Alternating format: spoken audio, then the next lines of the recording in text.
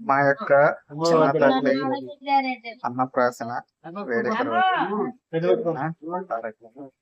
మా కుటుంబ సభ్యులందరూ కూడా సంతోషంతో శ్రీ ఈ మేడారమ్మ గురువు తీరినటువంటి శ్రీ సమ్మక్క సారలమ్మ వద్ద అన్నప్రాసన వేడుక నిర్వహించడం జరిగింది. అందులో మా యొక్క చిన్న తల్లి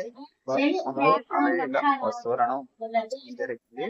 అందులో అమ్మవారి అమ్మవారి కళ మా చిన్న తల్లి ఆ రోజు ఏ వస్తువు